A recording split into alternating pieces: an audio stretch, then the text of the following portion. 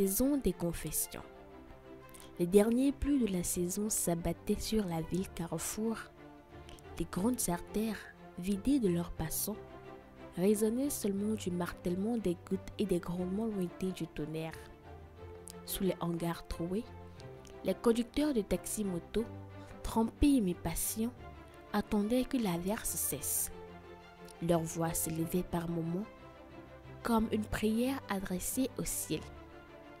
Que le Dieu de la pluie arrête enfin de pleurer. Mais le tonnerre implacable couvrait leurs suppliques. De l'autre côté de la ville, chez maman Olga, régnait une atmosphère toute différente. L'air y était doux et la maison semblait protégée des tourments du dehors. Ce dimanche-là était un jour de repos. Dans la petite chambre qu'elle partageait désormais avec Olga, Ariké était allongé à même le sol, les yeux fixés au plafond. Pour la première fois depuis longtemps, elle avait l'impression de respirer un peu de calme, une certaine quiétude fragile. 3 jours s'étaient écoulés depuis son arrivée. Maman Olga n'avait cessé de veiller sur elle, attentive aux moindres besoins. Olga, de son côté, se montrait d'une courtoisie rare, ouverte et enjouée. Quand elle ne passait pas de longues heures sur son téléphone, elle cherchait à distraire Ariké, à lui tirer quelques mots, parfois même un sourire. Même si les conversations restaient brèves ou inachevées, elles avaient le mérite de lui rappeler qu'elle n'était pas seule. Ce soir-là, après le repas, maman Olga invita sa fille et Ariké à rejoindre le salon. L'endroit, avec son ensemble de sièges modernes alignés, devant un grand écran accroché au mur, respirait la simplicité et le confort. Après avoir terminé un appel téléphonique, la commerçante se tourna vers les 2 jeunes filles. « Mes enfants, dit-elle d'une voix douce, ce soir, j'aimerais que nous profitions ensemble de ce moment de calme pour discuter. » Aucune objection ne vient. Olga et Ariké prirent place en face d'elle, dociles, presque curieuses. Maman Olga ajusta son pagne jusqu'à la poitrine, but une gorgée d'eau puis se lança. « Ariké, cela fait 3 jours que tu es ici, et je tiens encore à te souhaiter la bienvenue chez moi. Nous ne nous connaissons pas assez, ni toi ni moi, mais le temps fera son travail. Ce sont les circonstances de la vie qui ont croisé nos chemins et j'y vois un signe. J'ai appelé plusieurs personnes à Gazoué pour mener des recherches afin de savoir qui tu étais ou vers qui je pourrais te ramener. Peut-être pensais-je que tu avais des parents qui te cherchaient, mais je n'ai rien trouvé. Personne n'a pu donner la moindre information fiable. Alors aujourd'hui, c'est à toi de parler. Dis-moi qui tu es, comme tu l'aurais fait avec ta mère, ou alors avec quelqu'un en qui tu as une confiance totale. » Les mots tombèrent comme une invitation, mais aussi comme une épreuve. Ariké baissa la tête. Un mélange de honte, de poids et de douleur l'envahit. Elle semblait rassembler 1000 phrases dans son cœur, mais hésitait à les libérer. Pourtant, elle ne se fit pas prier longtemps. Au contraire, elle se leva, puis se mit à genoux devant maman Olga.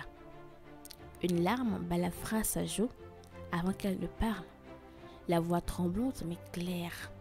« Je voudrais d'abord vous dire merci, un sincère merci pour tout ce que vous avez fait pour moi.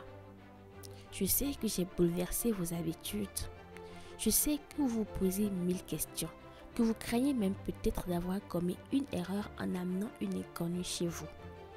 Mais il y a si longtemps, j'ai oublié qu'il existait encore de bonnes personnes dans ce monde. »« Non !» s'exclama maman Olga avec fierté.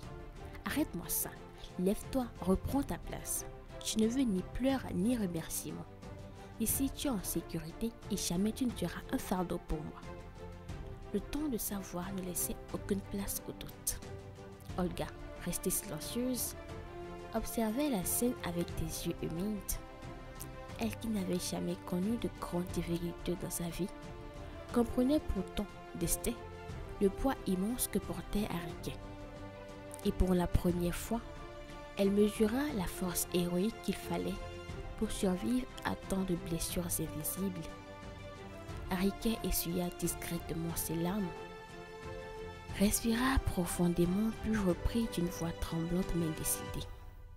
D'accord maman, je m'appelle Ariké Ayeloro. Comme vous le savez déjà, j'ai 17 ans et je viens de commenter à Igbo Idacha. Je n'ai jamais connu mon père. À ce qu'il paraît, il est encore en vie. Mais seul Dieu sait s'il a jamais su que j'existais.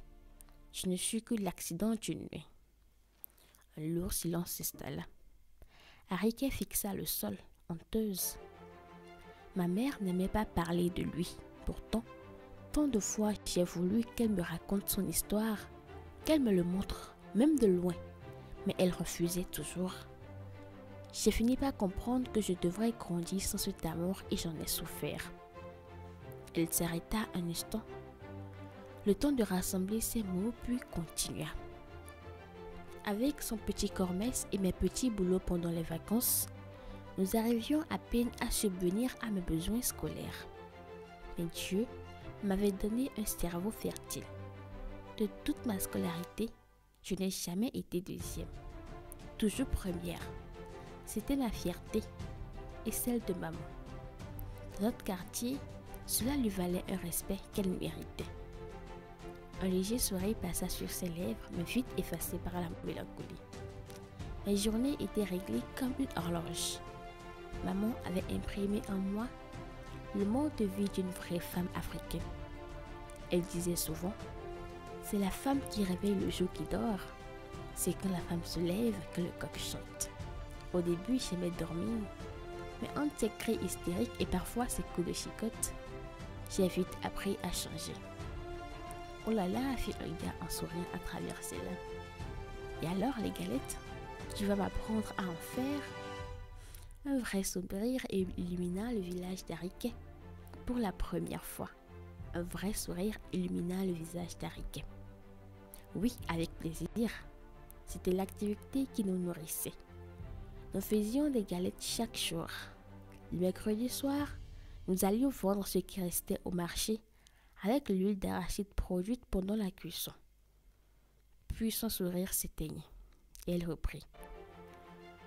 Nous n'avions vraiment pas d'amis. Sur ce point aussi, maman était stricte. Elle ne voulait pas que je copie les désordres que l'on voyait chez d'autres jeunes filles. Elle voulait faire de moi une femme digne. La seule famille avec qui nous avions des liens, c'était la famille de Dassy.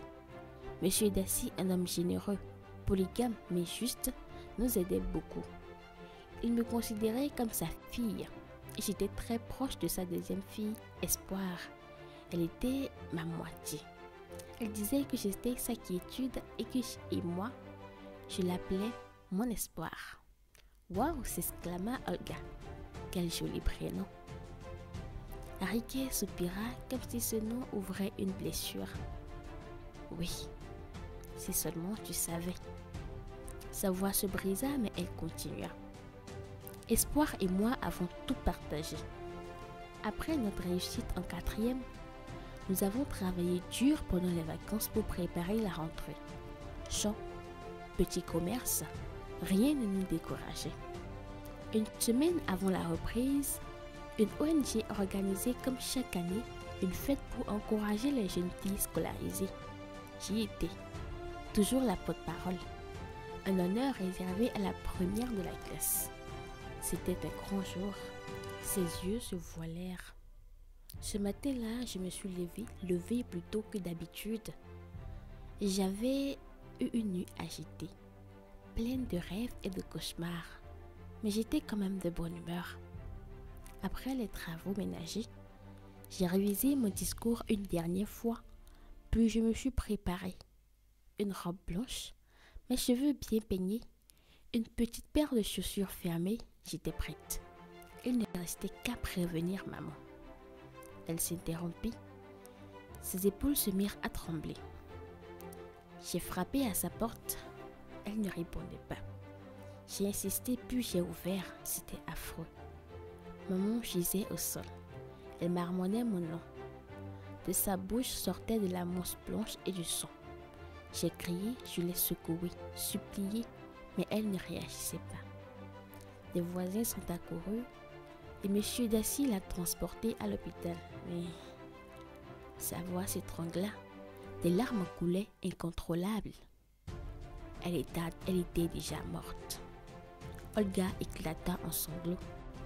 Maman Olga, bouleversée, prit les deux filles dans ses bras pour les serrer contre elle. Longtemps, elles restèrent ainsi, en silence, bercées par le bruit de la pluie.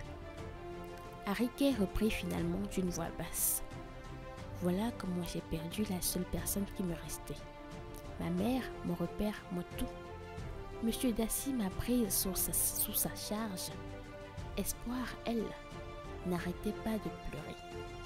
Mais quelques semaines plus tard, sa mère l'a rappelée à Cotonou. J'ai dû la convaincre d'y aller. J'avais 14 ans et en une seule saison, j'avais tout perdu. Ma mère et ma meilleure amie. Un souffle douloureux sortit de ses lèvres. J'ai alors commencé à vivre chez Monsieur Dassy et maman Brunel. Un silence lourd tomba dans la pièce. Elle ne m'aimait pas. Elle ne m'a jamais aimée. J'ai été transformée en domestique. Levée à 4 heures, couchée à 1 heure du matin, entre les corvées et les cours, elle me battait presque chaque jour. J'ai perdu ma première place à l'école, mais j'ai quand même réussi mon examen. Et je vivais, jour après jour, mois après mois, année après année. Elle baissa la voix comme si elle murmurait à son propre cœur. Puis, il y a 6 mois, Monsieur Dassy est mort d'un AVC en mission. J'ai dû abandonner l'école sur ordre de maman Brunel et là, le pire est arrivé. Brunel a commencé à me harceler. Il voulait faire de moi sa poupée. Toutes les filles cédaient à lui, mais moi, je refusais. Cela le rendait fou. Il m'a menacé, il m'a agressé plusieurs fois et puis un soir, à 1 heure du matin, ses larmes redoublaient. Sa voix s'éteignit. Elle parvient tout de même à achever entre sanglots. C'est là que ma vie a basculé. Jusqu'à ce que je vous rencontre, maman. Jusqu'à ce que Dieu me conduise ici. Allez, ça suffit maintenant, les filles. Je crois que nous avons eu notre dose d'émotion pour ce soir. Je voudrais que vous alliez toutes les deux prendre une bonne douche, puis directement au lit après avoir prié. Les filles s'exécutèrent aussitôt, laissant maman Olga seule dans le salon. Elle resta immobile, le regard perdu dans le vide. Des pensées tourbillonnaient dans son esprit, des questions sans réponse. Est-ce que tous les hommes ont vraiment été créés par le même Dieu? Comment une mère qui connaît la valeur d'un enfant peut-elle traiter une autre petite fille de la sorte? Était-elle possédée ou avait-elle simplement perdu son cœur? Le visage d'Harriquet lui revint aussitôt en mémoire. Cet enfant fragile qui, quelques jours plus tôt, avait couru l'aider au marché sans rien attendre en retour. Et depuis, tout ce qu'elle avait entendu de son histoire ne cessait de résonner en elle, comme une blessure ouverte qu'elle portait désormais aussi.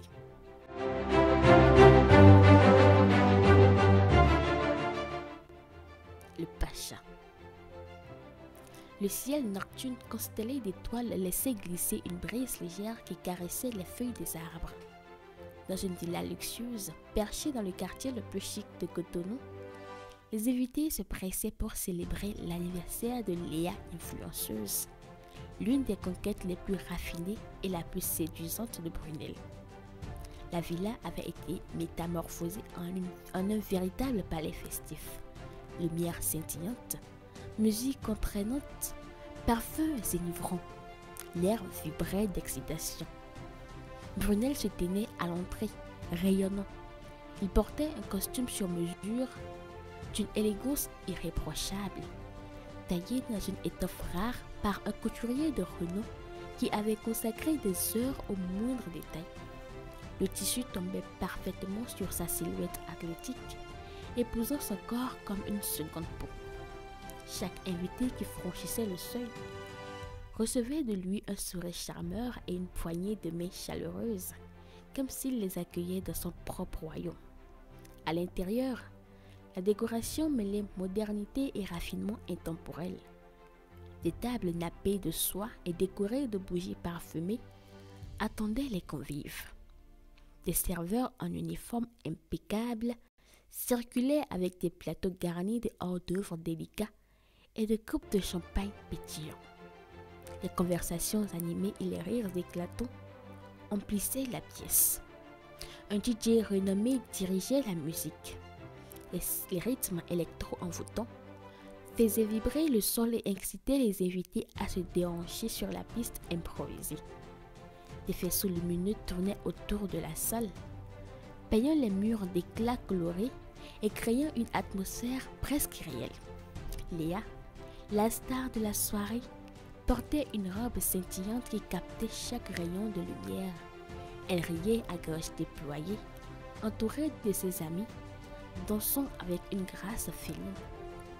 Autour d'elle s'accumulaient des cadeaux prestigieux, bijoux raffinés, sacs de créateurs, gadgets dernier cri. Brunel n'avait pas hésité à dépenser sans compter pour marquer les esprits. Rien n'avait été laissé au hasard. Danseurs contemporains, magiciens, chanteurs, comédiens, chaque détail était conçu pour éblouir. On avait l'impression d'assister à un spectacle digne d'une capitale mondiale. Lorsque la soirée atteignit son apogée, Léa coupa son gâteau d'anniversaire, une pièce montée ornée de pépites d'or comestibles. Les invités applaudirent avec enthousiasme. Brunel prit alors la parole, livrant un discours émouvant sur l'amour, le bonheur et la réussite. Il remercia ses invités, ses amis, et leva son verre, célébrant ce qu'il appelait une nouvelle ère. Voilà à quoi ressemblait désormais la vie de Brunel. La vie de rêve, la vie de la fête permanente. Dépenses sans compter, rouler dans de grosses voitures, voyager aux quatre coins du monde, vivre comme si aucune limite n'existait. Il fit construire une maison luxueuse à sa mère, qui ne cessait de clamer partout qu'elle avait un fils digne, riche, capable de prendre soin d'elle comme une reine. Elle répétait à qui voulait l'entendre que chasser Riquet de sa maison avait été une bénédiction, une chance envoyée par le ciel. Dans les sectes branchés de Cotonou, Brunel avait désormais un surnom, le Pacha. Dans les soirées de prestige, les carrés VIP, les boîtes de nuit, il imposait son règne en faisant pleuvoir des billets bleus comme pour marquer son territoire et rappeler à tous qu'il était désormais au sommet.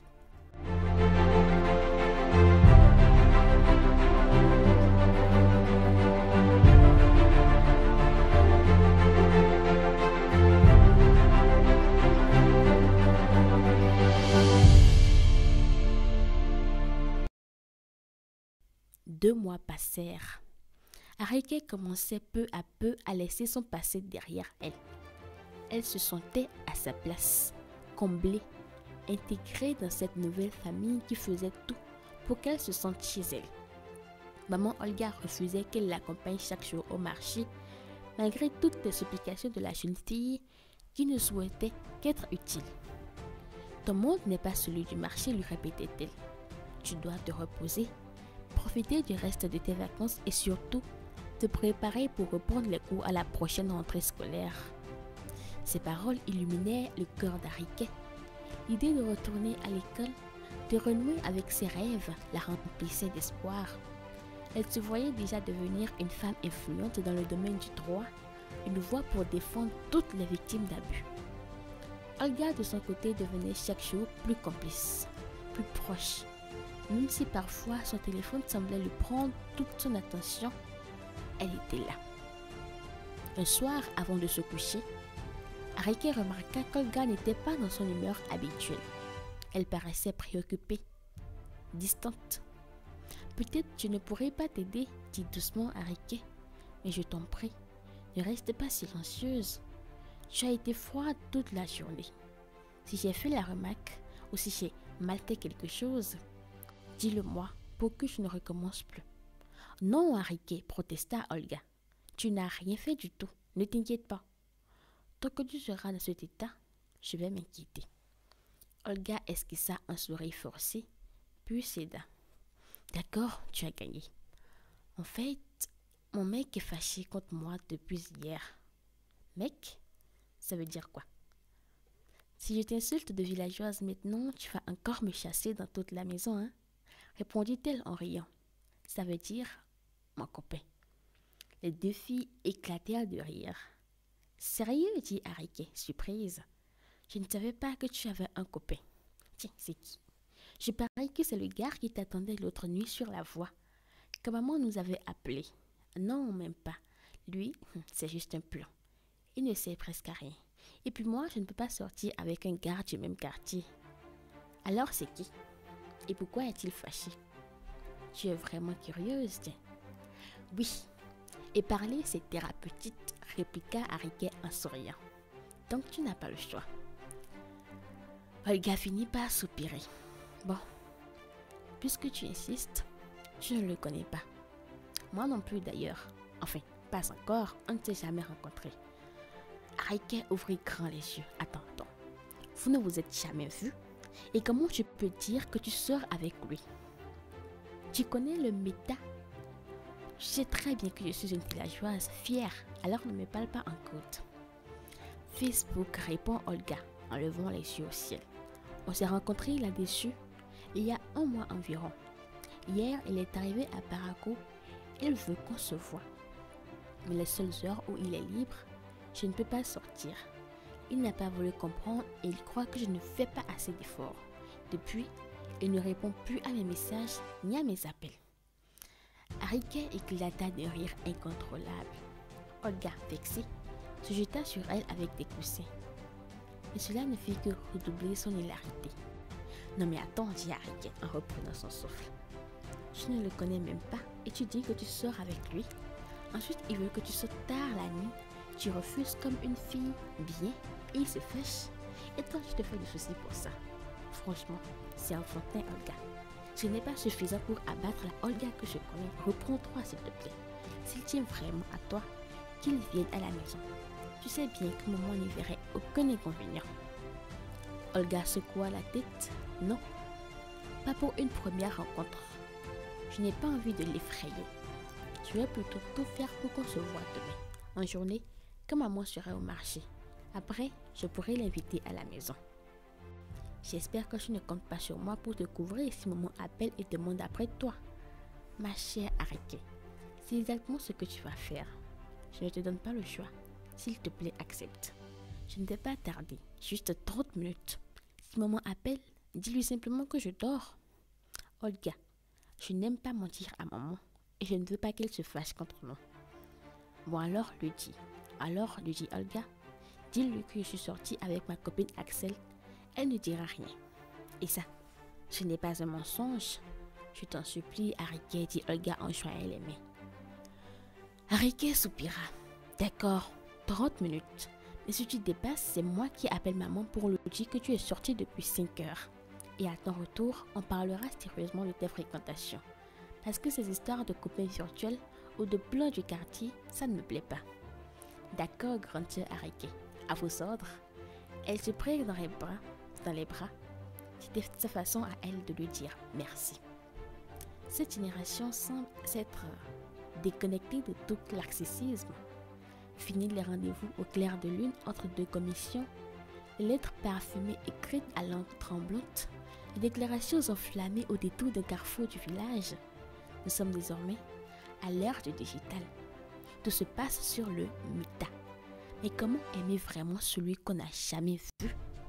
Le lendemain, le plan fut exécuté. Mission accomplie.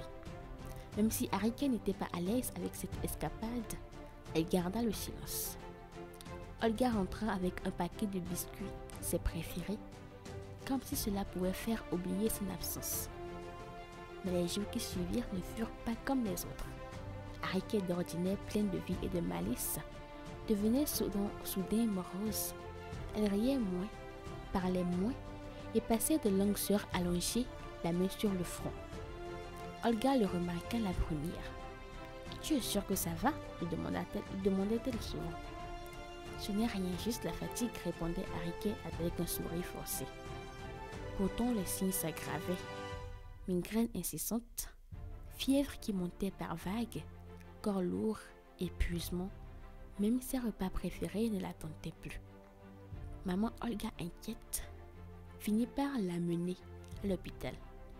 Dans la salle d'attente, tout le monde pensait à un simple palu, peut-être une fatigue passagère ou encore le changement d'air. Rien de grave, croyait-on.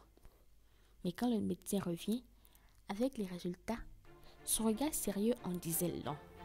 Ses mots tombaient comme une sentence. Ce n'est ni le palu, ni la fatigue. Votre fille est enceinte. Enceinte de 2 mois. Le monde sembla s'arrêter. Cette nouvelle avait le poids d'une montagne, réputée pour tuer toutes sortes de moralités.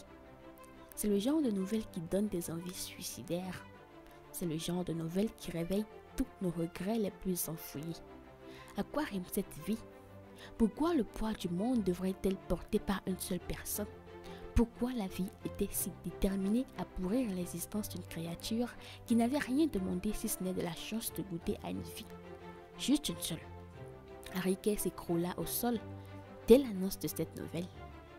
Elle voulut en découdre avec elle-même, mettre fin à tout, couper l'herbe au pied de cette histoire qui s'écrit sans son avis.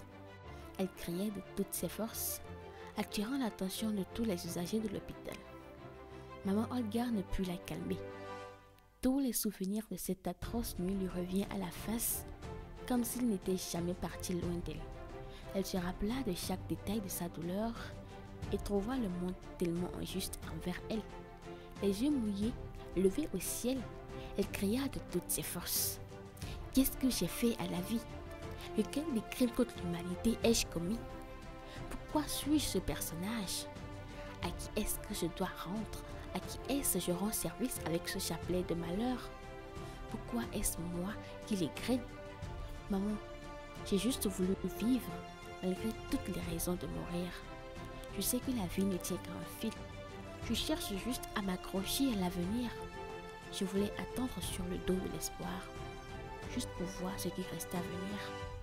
Elle est où la vie si le monde est un couloir? Elle est où si je dois toujours m'effondrer au pied de mes efforts?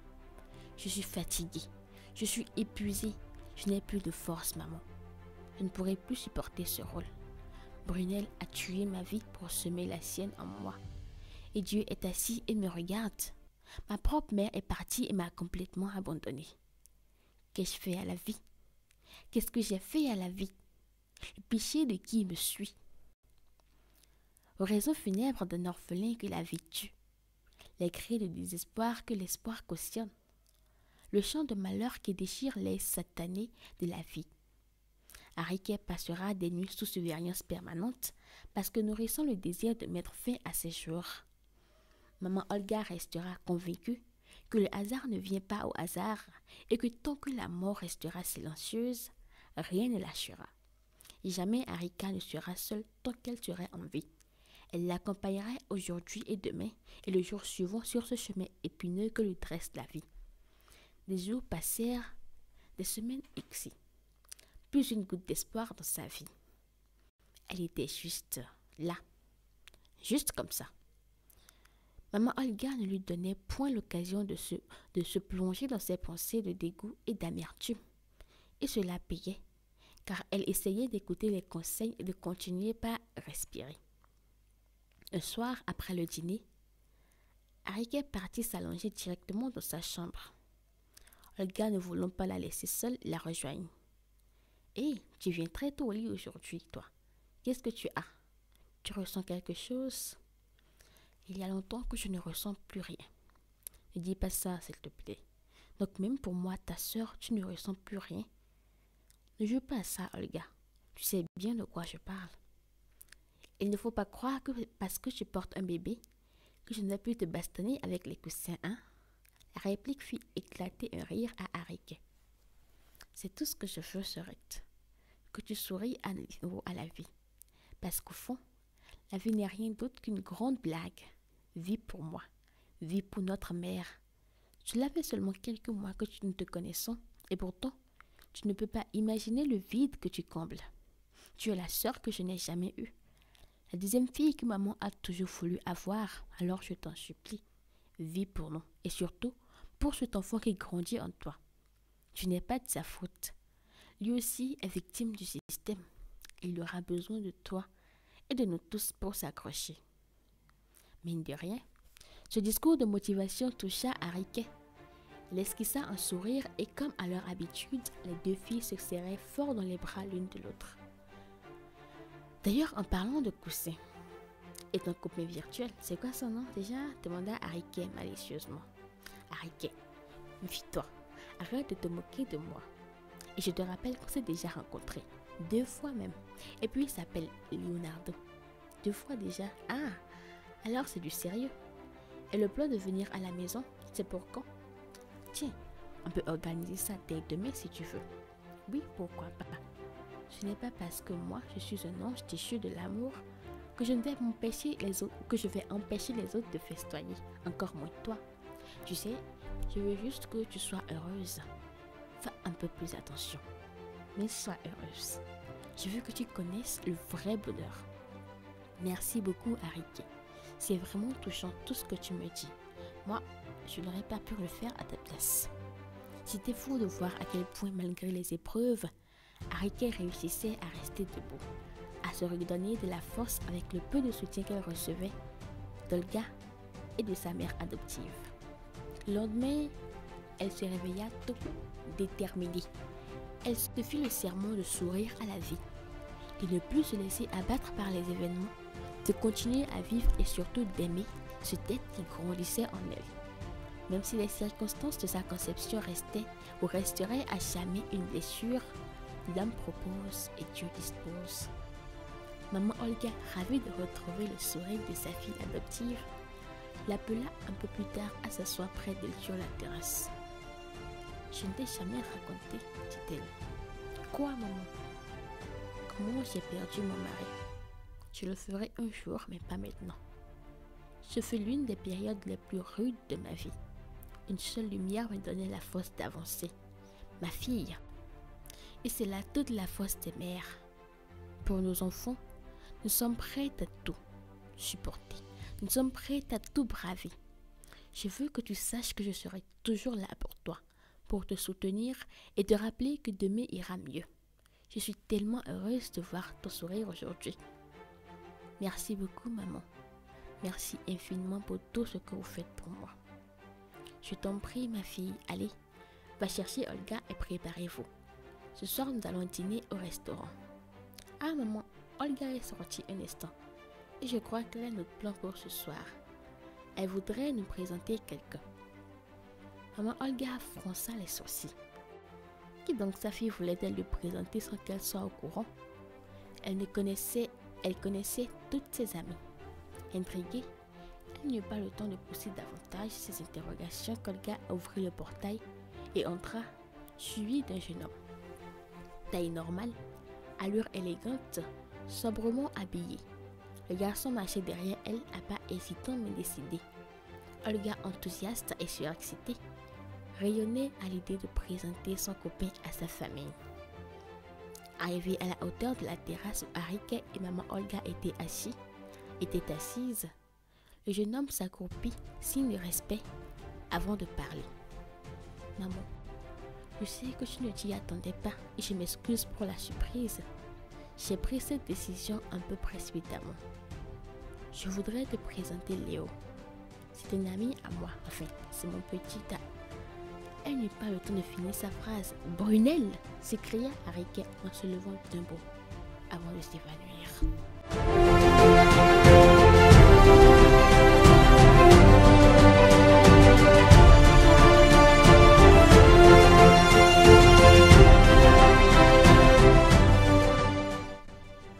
La chute des cartes.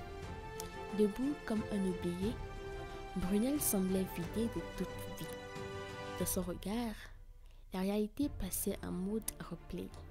Ses yeux, grands et profonds, fixaient le vide traversé par un fond sec invisible. Dans sa tête, une question brûlante résonnait, mais ses lèvres n'osaient la prononcer. même en balbutiant. Quel est le goût du regret? Comment se convaincre que tout cela n'est qu'une illusion, n'est qu'une illusion d'homme en pleine rêverie? Comment remonter le temps sans descendre aux enfers? Et de quelle oreille la nature écoutait les excuses d'un accusé assis sur les bancs du diable? Brunel resta figé, noyé dans ses pensées. À quoi pouvait-il bien réfléchir? Devant lui, elle était là, celle qui ne devait plus jamais croiser, sous peine d'être foudroyée. Le piège était parfait, la pièce bien jouée, une farce orchestrée avec une cruauté légale que la justice divine n'aurait jamais tolérée. Ariké pourtant réussit à s'asseoir. On se demandait comment elle y parvenait toujours. Affronter le faux, la douleur, l'inhumer et malgré tout se relever. Mais cette fois-ci, elle n'aurait pas dû. Soudain, dans un sanglot qui se transforma en rire, le jeune homme explosa. Il riait encore et encore. Un rire incontrôlable, presque inconscient. Olga, Madame Ada. Ariké elle-même observait la scène sans rien comprendre. Foufou B, pris dans un délire, se mit à parler comme les enchante une confession. Le deal, c'était de ne plus jamais te revoir. Tu étais la seule clé. À toi seul, tu remplissais toutes les conditions. Je n'avais pas l'intelligence, ni le pouvoir d'orchestrer tout cela.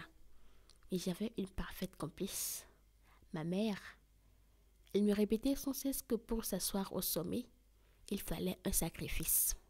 Ariké, tu étais notre ingrédient, le plus important. Je savais que jamais tu n'aurais accepté. Alors il n'était pas question de demander. On ne demande pas la permission de l'arbre avant de lancer la pierre à son fruit mûr. Il fallait que je te viole. C'était le seul moyen d'obtenir le sang pur d'une vierge. Voilà comment ça marche, et pas autrement. Alors il fallait ne plus jamais te revoir. Nos chemins devraient se séparer pour toujours. Et qui d'autre que ma mère pour trouver la splendide idée de te chasser de chez nous? Puis son regard se troubla. Ses mots se brisèrent et son délire se déplaça vers un autre monde. Mais attendez, pourquoi est-ce que je vous raconte ça? Vous êtes qui, vous? Ah, maman, c'est toi? Bien sûr que c'est toi, tu vois, je vais bien. Ah non, je vais mal. Enfin, peu importe. Ah non, désolée, madame, vous n'êtes pas ma mère. Mais où est-elle alors? Elle m'a dit de l'attendre ici. Et je suis sage, moi. Je n'ai jamais désobéi à ma mère. Oh, mais qu'as-tu mangé, toi, pour avoir un si gros ventre? C'est la pâte de mil? Ah oui, c'est ça. Mais Léo, qu'est-ce qui ne va pas? S'écria Olga paniquée. Qu'est-ce que tu racontes? Maman, ne reste pas silencieuse. Ariké, qu'est-ce qui se passe? Pourquoi il réagit comme ça? Sans prévenir, le jeune homme la serra brutalement dans ses bras, comme dans une lutte sénégalaise. Ses yeux roulaient, sa voix changeait. Léo, Léonard, Leonardo. Oui, oui, je m'appelle Leonardo. Non, non, mon nom c'est Fofo B. Un peu de respect. On m'appelle Fofo. Je suis Fofo, ton Fofo.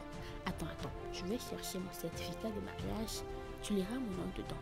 Attends-moi, reste là, ne bouge pas. C'était un film. Non, une réalité que personne n'aurait souhaité vivre. Le petit ami virtuel de Olga n'était autre que Brunel. Choc, incrédulité, vanité. Devant Ariké, il perdait tout contrôle. Sa bouche laissait échapper des aveux délirants, des secrets qui n'auraient jamais dû voir le jour. Attends-moi, reste là. Ne bouge pas. Et comme une fusée, il se lança hors de la concession. Olga courut vers le portail. Maman Ada, bouleversée, tentait de comprendre. Mais la scène qui suivit acheva de la terrasser. Brunel, arrêté sur la voie, s'était entièrement déshabillé. Nu au milieu de la route, il riait sans s'arrêter. Dans un langage simple, on aurait appelé ça la folie. L'homme élégant, le jeune pacha qui brillait hier dans les boîtes de nuit, devenu en un instant un vagabond en délire, exposé à la honte publique. Le grand portail de l'université de Parakou ouvrait sur la route qui menait à Banikani, quartier populaire et symbole de la vie, symbole de la ville carrefour, un lieu grouillant de monde où se mêlaient toutes les ethnies, tous les accents, toutes les cultures. Des centaines d'étudiants y passaient chaque jour. Des commerçants y écoulaient leurs produits. Des familles y vivaient de 1000 petits commerces. Et ce soir-là, c'est ce portail qui devient le théâtre d'une tragédie. Anna, vendeuse d'arachides et de maïs grillé installée en face de la maison de maman Olga, fut témoin de la scène cataclysmique. En quelques secondes, le portail devient un attroupement. Tout le monde voulait comprendre ce qui venait de se passer.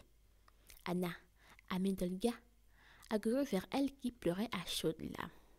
Mais ma copine, qu'est-ce qui ne va pas? Qu'est-ce qui se passe? Tu viens juste de rentrer ici avec ce jeune homme. Qu'est-ce qui lui arrive? Comment répondre à une question qu'elle se posait elle-même?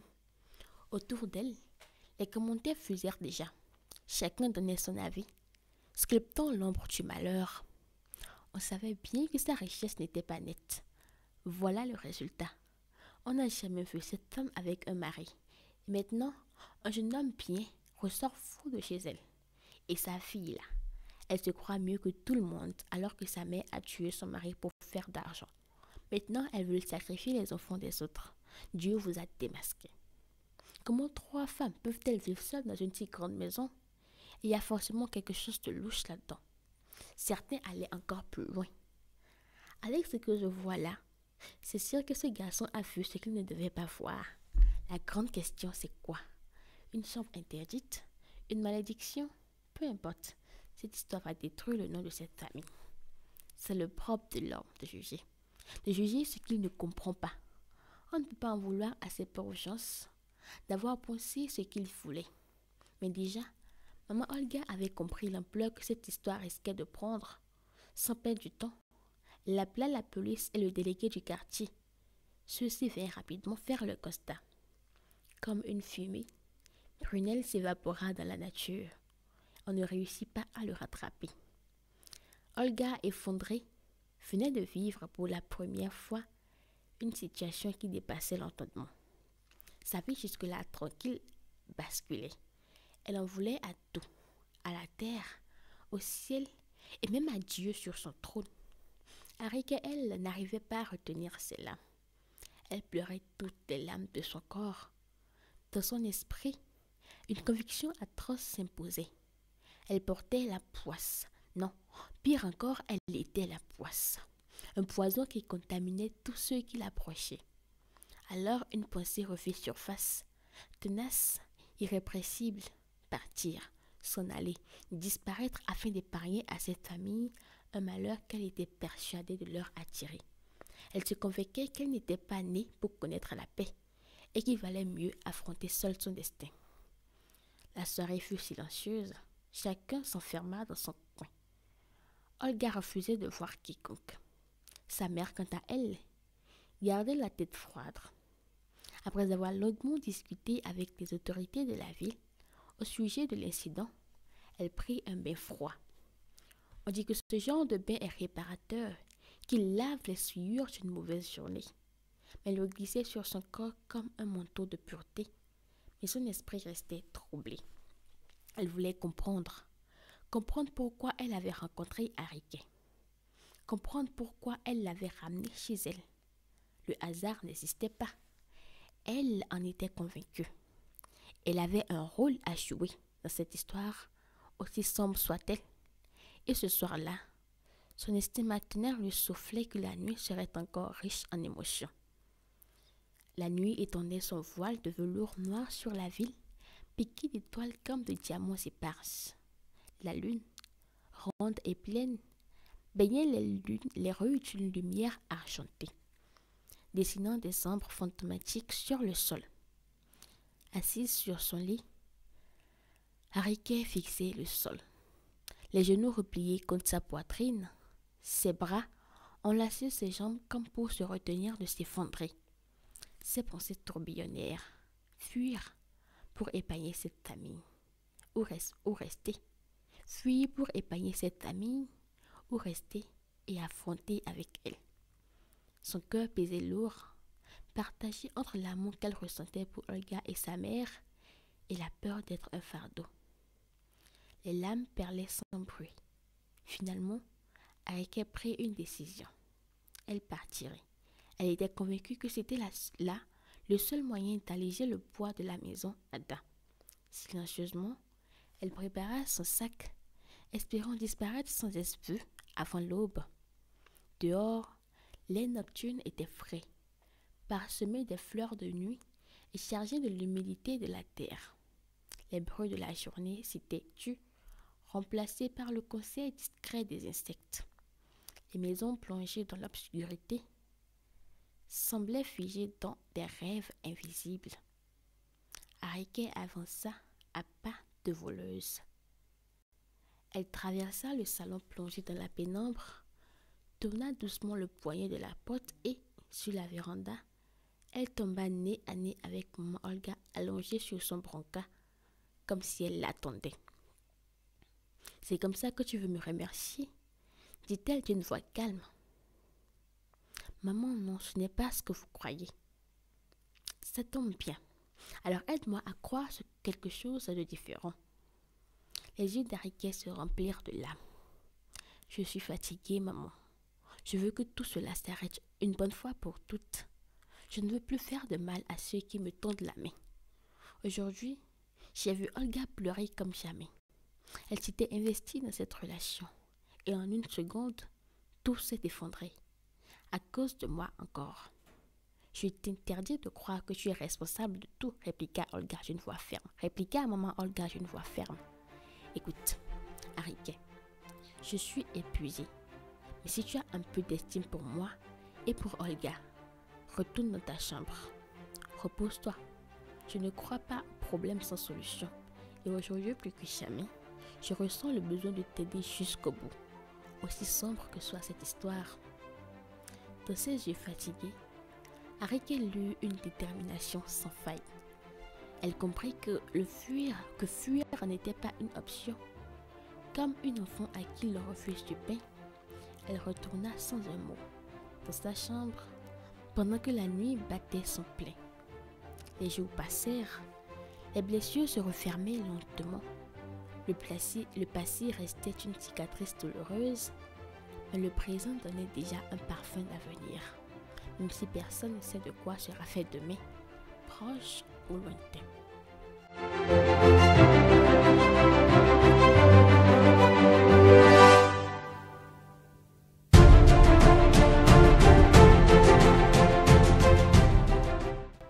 Personne ne comprit vraiment ce qui s'était passé. Une seule chose était certaine, les deux motos roulaient bien au-delà de la vitesse autorisée. Les riverains, témoins impuissants, se tenaient la tête entre les mains. Le choc avait été brutal. Au carrefour de l'aérodrome de Barakou, pour la énième fois, des corps sans vie baignaient dans leur sang. 6 mois plus tard, le temps de donner la vie. La vie avait repris son cours avec ses hauts et ses bas. Déjà 6 mois sans la moindre nouvelle de Brunel. 6 mois que le cœur de Olga s'était brisé en 1000 morceaux. 6 mois aussi qu'elle avait grandi, mûri et compris que la magie de l'amour n'existe que dans les contes de fées. Mais l'eau avait coulé sur les ponts. Elle avait pardonné. Pardonné à la vie. Pardonné même à Dieu. Elle avait surtout pardonné à sa sœur. En vérité, elle ne lui en avait jamais voulu. Tout ce qui s'était passé n'était rien d'autre que des scénarios dont Dieu seul connaît les raisons profondes. Désormais, visiblement enceinte, les journées d'Arike suivaient une routine rassurante. Olga, malgré ses études et son stage professionnel, trouvait toujours du temps pour veiller sur elle.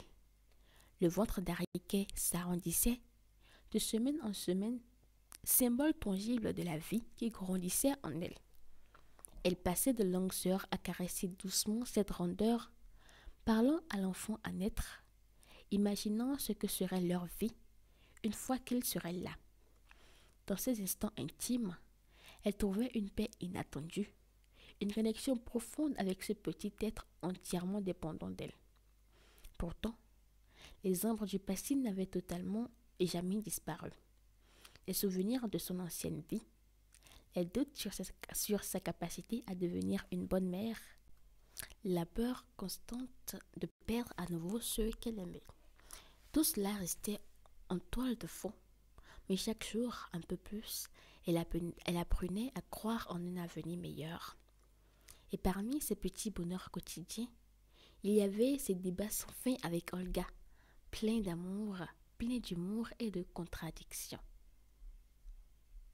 Ariké, aujourd'hui je n'irai pas à l'église, il n'en est pas question, et ne t'avise même pas d'essayer de me convaincre. Ah, tout Jésus, quel démon a encore piqué cette fille? Ce n'est pas un démon, c'est la voix de nos ancêtres. Et c'est reparti. Olga, dis-moi, qu'est-ce que tes ancêtres morts depuis des siècles t'ont révélé cette fois-ci encore? Tiens, lis ça, et tu comprendras la quintessence de ma position. Et puis tu me balances du français compliqué. Quintessence, mon œil. Lis seulement. Oui, je connais. Ça, c'est le discours de l'esclavage. Justement. Tu comprends donc. Toute cette histoire de religion n'est qu'un instrument de domination. Une culture qui n'est pas la nôtre et qu'on nous a imposée. Olga, ne m'interromps pas. Ce n'est pas un coup de tête. J'ai réfléchi, j'ai fait des recherches et crois-moi, il y a des auteurs qui en parlent clairement. Même les fondements du livre le plus lu au monde viennent de pratiques africaines. Les Européens avaient peur de nos ancêtres, de nos savoirs. Alors ils ont inventé la machine d'aliénation la plus parfaite, nous convaincre qu'idolâtrer nos fétiches était mal, qu'honorer nos génies était satanique. Ils nous ont attaqués à travers la pensée, à travers nos croyances. Regarde le vaudon par exemple. Ce sont les chrétiens qui en parlent comme d'une chose diabolique, meurtrière, une supercherie, alors que même la sorcellerie est une science. Mais ça, on en reparlera. Bref, tout cela explique pourquoi la religion a été imposée en Afrique. Ariké leva les yeux au ciel. Le dimanche passé, tu as quitté l'église juste parce que le curé Alain avait dit qu'il n'existait pas de saint Babatunde. Et la semaine d'avant, tu avais trouvé encore une autre excuse. Bien sûr, je suis sortie. Pourquoi le saint devrait-il uniquement porter des noms chrétiens?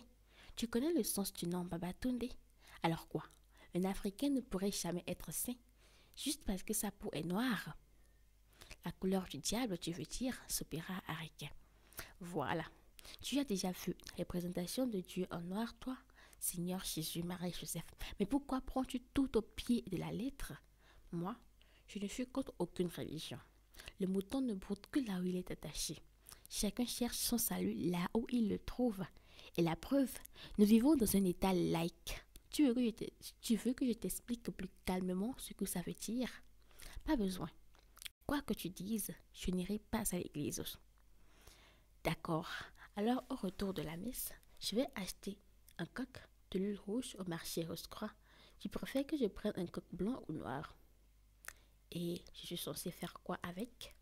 Commencer par l'immoler pour tes nouveaux dieux. Avec ton gros ventre. Va vite te préparer pour qu'on parte, répliqua Olga en riant. Mais ne compte pas sur moi pour t'accompagner dans ton marathon de femmes enceintes du soir. Assise en face d'elle, maman Olga ne put s'empêcher d'éclater de rire. Ces deux-là formaient un duo incroyable. Olga, feu ardent, et Ariké, eau douce et apaisante. Leur complicité faisait son bonheur. On aurait dit deux sœurs de sang. Le ventre de Ariké était déjà bien rond. L'accouchement était imminent. Chaque soir, elle sortait marcher dans le quartier avec Olga ou sa mère pour faciliter l'arrivée de l'enfant. Maman Olga, elle, priait tous les dieux pour que le bébé attende au moins son retour du marché de Glasgow, où elle devait encore faire quelques achats. Mais au fond d'elle, elle savait déjà, l'enfant était à la porte du monde. La semaine reprit doucement, pleine de bonnes ondes, ou du moins c'est ce qu'on croyait. Ce matin-là, maman Olga s'était rendue très tôt au marché. Olga, de son côté, était à son stage à l'autre bout de la ville. Le marché bruissait de clients qui marchandaient et maman Olga, comme toujours, parlait sans pause. Le vibrant de son téléphone l'arracha soudain à une discussion agaçante avec un client. « Allô maman » ajouta une voix paniquée. « Ça ne va pas, je suis en train de perdre les os. Prends un taxi moto pour l'hôpital, tout de suite. Je te rejoins là-bas sans attendre. Tiens bon, j'appelle aussi Olga. » Le dernier souffle. Dans la froideur clinique de la salle d'accouchement, Le corps d'Ariké paraissait si fragile, si vulnérable. Allongée sur la table d'examen, elle serrait les draps entre ses doigts et ses ongles blanchissant sur la pression. Son visage, naguère lumineux, était désormais marqué par la souffrance. Chaque contraction arrachait à ses lèvres un cri étouffé. Chaque vague de douleur l'entraînait plus loin dans les abîmes de l'agonie. Autour d'elle, aucun visage familier. Son regard se tournait sans cesse vers la porte. Elle espérait voir entrer Olga et maman Olga. Mais rien, personne. Elle se sentit perdue, seule, d'une solitude qu'elle n'avait jamais imaginée. L'équipe médicale s'affairait dans un ballet précis, synchronisé, contrastant avec le chaos qui régnait dans l'esprit d'Ariké. Des mots rassurants, des encouragements lui étaient lancés, tentant de percer le voile épais de la douleur.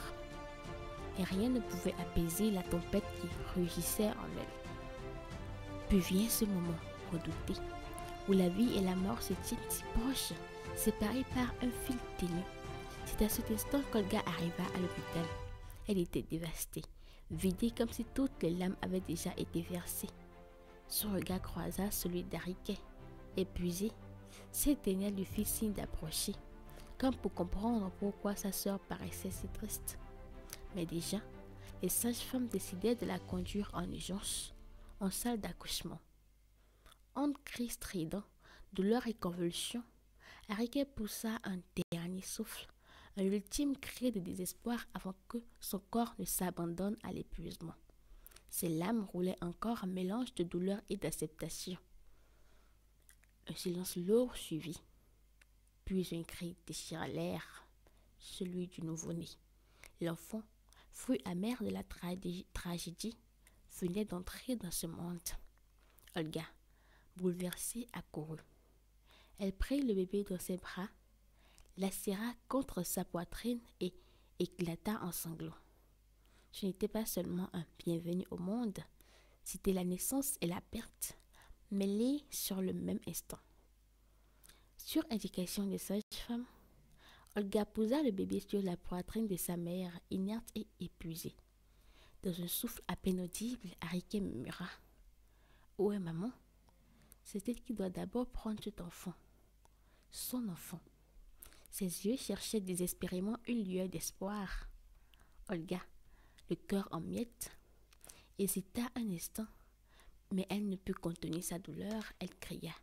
« Maman n'est pas là, Ariké. Elle venait à l'hôpital dès ton appel. Elle a eu un accident au carrefour de l'aérodrome. Elle n'a pas survécu, Ariké. Maman est morte. » Le temps passa. Le temps sembla s'arrêter. Le personnel médical, les malades, les gardes-malades, tous furent pétrifiés. Un silence lourd tomba sur la salle. Seuls les bips de la machine médicale rappelaient que le monde continuait de tourner. Ariké resta muette. Elle ne dit rien. Elle ne put rien dire. Ses yeux fixaient le vide, noyés de douleur. La sage-femme, surprise par les paroles d'Olga, l'invitèrent à quitter la pièce pour terminer de nettoyer la mère.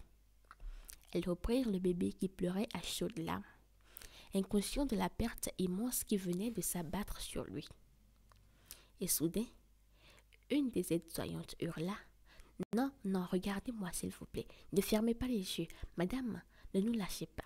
Vite de l'oxygène, elle saigne, elle est très faible. Dépêchez-vous. » Mais comment sauver une âme déjà partie? Ariké s'en allait, emportée par les tourments de l'accouchement et le choc de la mort de sa mère adoptive. Elle n'avait plus de souffle, plus de force, plus de raison de se battre. Les cris de son enfant, son petit garçon, furent le dernier son qu'elle entendit. C'est ce cri qui lui ouvrit la porte de l'autre monde. Ariké s'éteignit. Elle se tut à jamais. Elle n'avait fait que transférer son souffle de vie à son enfant. Elle avait consommé les derniers grains du chapelet du malheur. Fini. Dans l'immensité de l'existence, la vie s'étend, comme une toile tissée de joies et de tourments. Mais au-delà des rires et des pleurs, se dresse l'ombre sombre de l'heure dernière. La vanité de nos jours, éphémère et fugace, Je révèle dans l'ombre de la mort qui nous embrasse. Les rêves s'effacent, les espoirs s'éteignent. Face à l'inexorable destin qui nous atteint, la souffrance campagne fidèle de nos silences, de notre essence. La souffrance, campagne fidèle de notre essence, nous rappelle la fragilité de notre existence. Elle sculpte nos âmes telle une lame acérée, nous confrontons à notre humanité égarée. Et dans ce tableau final, la mort s'empresse, comme une artiste qui jamais ne se presse. Elle achève l'œuvre commencée dans la douleur, offrant à l'éternité le fruit de notre labeur. Ainsi va la vie, dans son cycle immuable, où la souffrance et la mort jouent leur rôle implacable. Et au-delà de la fin, de l'obscurité du néant, peut-être trouverons-nous la paix. Enfin, il est 19h35. Les cendres du destin. Le feu, tel un monstre déchaîné, rugissait avec une intensité insoutenable. Sa voix sifflante résonnait dans l'air étouffant de la nuit, comme un cri venu des enfers. Il semblait animé d'une volonté propre, dévorant tout sur son passage. Insatiable et vorace, dans son étreinte brûlante, il retenait captive une vie, ou peut-être une existence déjà condamnée, à un destin atroce. Mais qui pouvait mériter un tel supplice? La question flottait dans l'air, saturée de fumée sans réponse. Autour du brasier, les voisins se pressaient. Hommes, femmes, enfants, leurs visages déformés par l'effroi reflétaient la lueur vacillante des flammes. Les uns armés de seaux d'eau tentaient désespérément d'attaquer l'incendie. Les autres se contentaient de fixer l'horreur, paralysée. Le feu, lui, dansait avec une férocité croissante, comme s'il se riait de leur effort dérisoire. Il était 19h35 à Glasgow, une heure ordinaire en temps normal dans la quiétude de cette petite ville. Mais ce soir-là, un cataclysme s'était abattu sans prévenir. Personne ne comprenait l'origine de ce fléau dévastateur. Les sirènes hurlantes annoncèrent enfin l'arrivée tardive des pompiers. Les habitants, mêlant leurs regards inquiets aux flammes voraces, s'écartaient pour leur laisser le passage. En un rien de temps, les soldats du feu déployèrent leur matériel, établissant un balai précis au cœur du chaos. Certains luttaient contre les flammes, bravant la chaleur suffocante pour en contenir la progression. D'autres sécurisaient les alentours, évacuant les familles menacées, empêchant le brasier de se propager davantage. Leur coordination relevait de l'exploit, une danse synchronisée face à l'enfer. « Par ici, Jules, vite, il y a un corps, je crois » cria l'un des pompiers. Jules, accompagné de 2 collègues, se fraya un chemin entre des briques encore fumantes et les débris calcinés. Ils pénétrèrent dans ce qu'il restait de la véranda. Là, au milieu des décombres, gisait un corps. Une silhouette à peine reconnaissable. Était-ce une femme? Un homme? Impossible à dire. Le corps réduit à l'état de charbon n'était plus qu'une ombre humaine. Les pompiers durent faire preuve d'une extrême précaution pour le soulever, craignant que le peu de structure corporelle encore intacte ne s'effondre sous son propre poids. Une vision d'horreur, le genre de spectacle qui hante à jamais les mémoires. Le genre de destin qu'aucun être humain ne mérite, pas même son pire ennemi. Lorsque le corps calciné fut enfin sorti des flammes, Jules se tourna vers les voisins rassemblés derrière les barrières. « Qui habitait ici ?» demanda-t-il, la voix grave. Un vieil homme, les yeux pleins de larmes, répondit. C'était la maison de Monsieur Dancy. La femme qui vivait là, c'est maman Prunelle.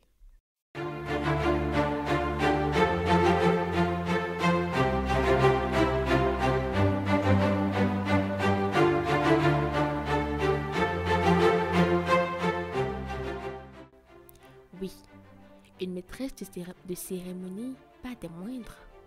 On disait qu'elle était l'une des plus grandes voix des médias africains. Sa prestance, voix des médias africains, sa prestance, son éloquence, sa manière d'habiter la scène laissait son public sans voix. Mesdames et messieurs, bonsoir. Je suis la princesse Ifé et j'ai le grand plaisir de conduire cette cérémonie de distinction. Soyez les bienvenus dans cette école prestigieuse qui ne cesse de nous émerveiller par la qualité de son enseignement et par les résultats remarquables qu'elle décroche année après année.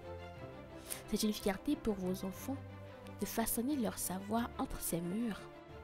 Sans plus tarder, nous allons commencer la cérémonie de clôture de fin d'année. Comme à l'accoutumée, c'est le premier au plan national aux examens du certificat d'études primaires qui adressera un discours au nom de tous ses camarades. Mesdames et messieurs, sous un tonnerre d'applaudissements, je vous prie d'accueillir le jeune, le talentueux, le premier du pays au CEP 2003, Melchior. La salle explosa en acclamations.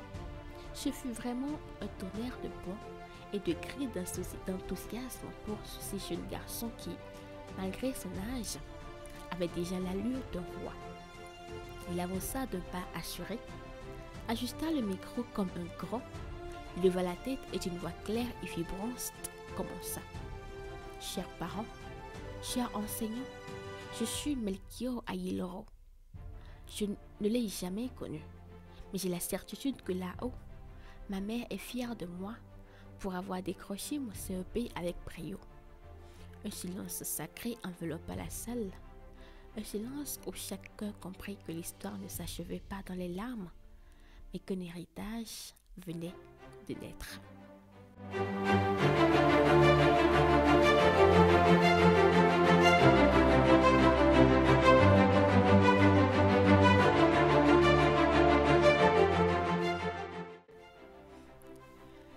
La vie n'est pas une ligne droite, mais une route cabossée. Elle te brise, te relève, sans jamais te demander pardon. Elle t'arrache des larmes pour t'apprendre la valeur de sourire et grave dans ta chair des cicatrices qui finissent par devenir mémoire. La vie est une balance, un peu de son, un peu de lumière. Elle danse sur nos failles mais nous apprend la force du pas.